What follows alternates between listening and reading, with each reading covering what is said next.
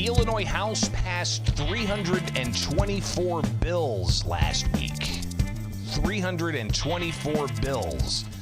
They've still got a month left of legislative session, and that includes the movement towards a budget. But a couple of things that I definitely want you to keep an eye out for is other non-budget things that are happening.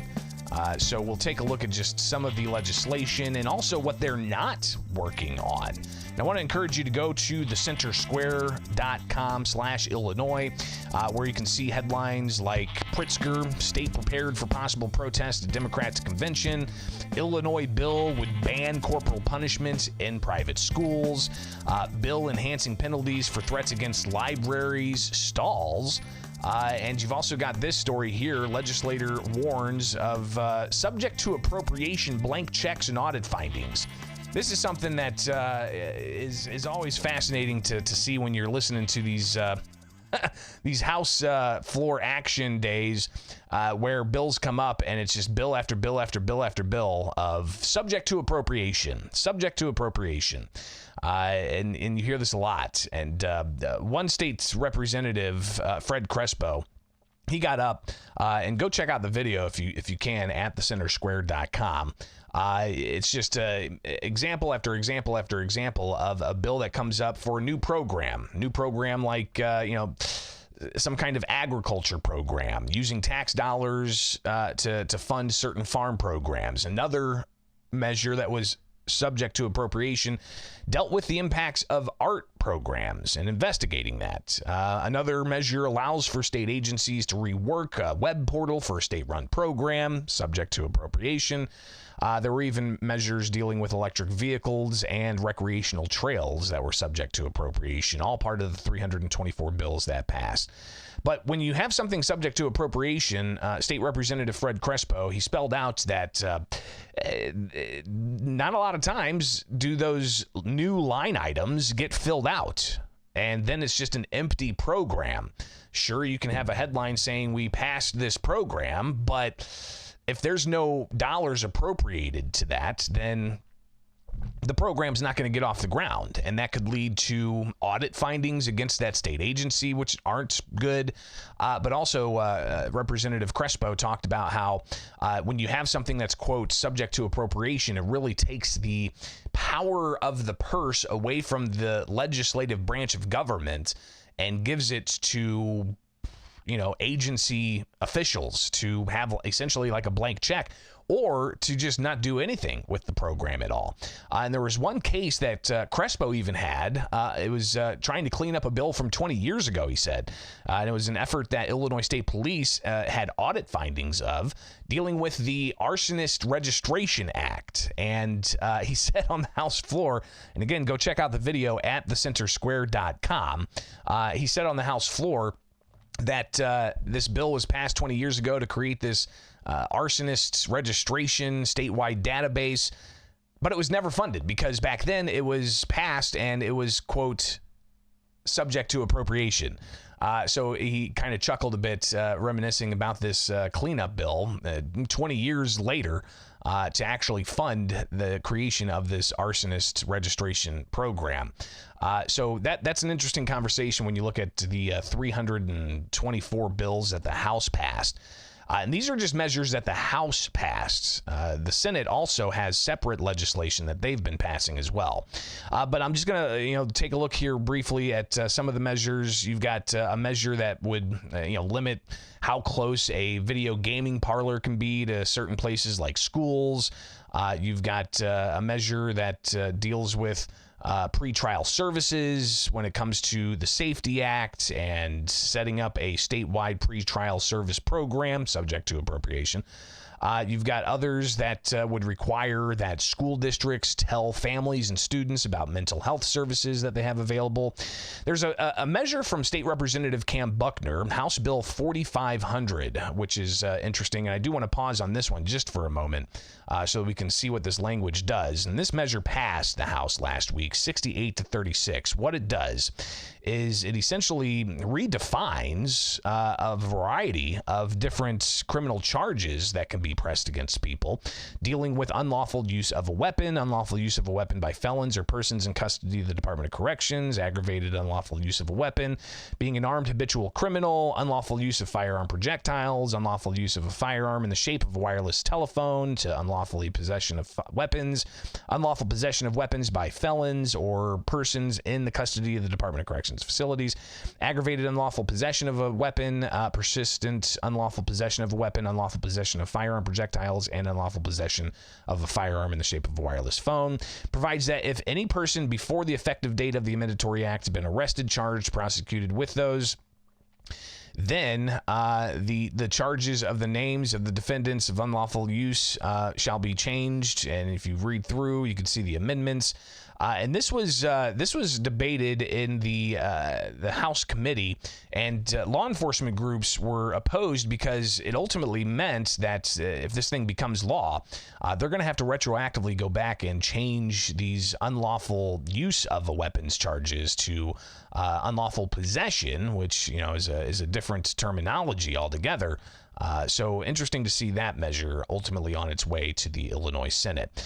So that's just one of the 324 different types of bills that passed. You've got others impacting employers, dealing with allowing for employees to review their disciplinary files. You've got measures dealing with employers saying that the state wants to prevent discrimination based on family responsibilities in employment.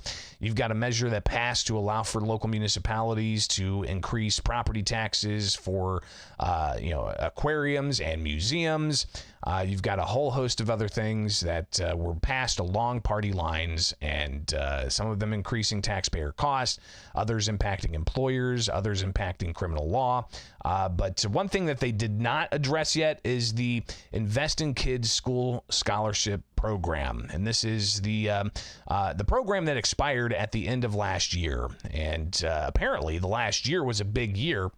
A story you can find at thecentersquare.com. Education expert analyzes Invest in Kids' record-breaking numbers for the final year. This was a program that was put into place, a tax credit program that used private donations to scholarship granting organizations in an effort to get parents the ability to send their kids to a school of their choice, parents of a certain economic threshold. And this was passed back in, I believe, 2017. It was part of an agreement with the Republican governor at that time, Bruce Rauner, to change the school funding formula. And they said, well, if we're going to change the school funding formula to increase K through 12 education funding by $350 million a year, then let's have this school choice scholarship program. And it was in effect, and you had tens of thousands of students take part in this. And the most recent reports on this shows just how successful it was. And in particular, the American Federation of Children, they reported the program saw over 15,000 students in its last academic year, marking a significant increase from prior years. But despite the bipartisan efforts to bring about a renewal of this program, it has not been discussed yet. And again, what the program did is it offered a 75% income tax credit for private donations to school granting organizations. Last week, I ran into a family, Darnell Starks of Peoria. He was there with his granddaughters, Maya Starks and Mia Brinson. And Darnell talked about the impact this has had on his grandchildren in their education. And how detrimental it is if this does not get renewed. Yeah, well, we've been very concerned that the state legislature hasn't renewed this program, because without it, these two can't attend the school of their choice. And it's been a perfect fit for them, particularly for Maya. She was born in Scotland, and we moved back after being missionaries overseas when she was 12. And it's a small school, and she likes the environment there. Mia is playing volleyball there and excelling in the school. And without the scholarship, we just don't have the funds to afford it. So we are trying to do everything we can to convince people that these are the students that taking this program away would hurt. And hopefully we can get someone to listen to us. And Maya Starks talked about the success she's had at the school of her choice and why it's important, she feels, to be able to continue to go to that school under the Invest in Kids program, which again has expired. We've just been able to believe in our faith of like Christianity and have friends who also support that, and just be free in what we believe and have teachers that support us and are willing to uplift us. And in public schools, obviously, a lot of the teachers don't believe in what we believe in, and sometimes it can be difficult to be understood or express our beliefs and what we are willing to learn and what we want to understand. And sometimes that's not received by other students and even teachers, and even just with bullying and other things in other schools, it's been difficult. But at this school, I've found groups of people who support me and are willing to grow with me, and it's a good environment to be in, and I don't want to have to be taken away from that and put in a new environment with new people as I've grown and developed in this school. So clearly you can see that the students here pushing for the continuation of this program, but 324 bills that passed the House last week, none of them dealt with the Invest in Kids program, even though there has been bipartisan support to extend this. Even some looking to maybe modify it a bit, reduce the income tax credit, maybe reduce the threshold of how much could be donated, and so on. But Darnell, he talked about the concern they have and the trouble it has for them in their feeling and awareness of their grandchildren's success in life if this program is not re-upped. Yeah, well, it just brings some anxiety because we don't know what the future holds. But we've heard no backup plan. I've not heard anything about Pure Christian closing or any private donors coming in. And so we are people of faith, and so we're just praying that God makes a way somehow. But right now, we don't know how it will happen. So, a lot more to be said about the Invest in Kids School Choice Scholarship Program, especially as several private schools announced that they will close at the end of the school year because a lot of their students relied on the Invest in Kids School Choice Scholarship Program, including St. Bede School in Ingleside announcing it's going to have to shut its doors unless the program's renewed. Even after $500,000 fundraising effort came in, wasn't enough to shore up the school's costs. So interesting to see all of that. We'll be tracking the Illinois legislature. Again, go to thecentersquare.com/Illinois for the latest. And like, subscribe, and hit that notification bell here with Bishop on Air. Appreciate you guys being here each and every weekday morning with Bishop on Air.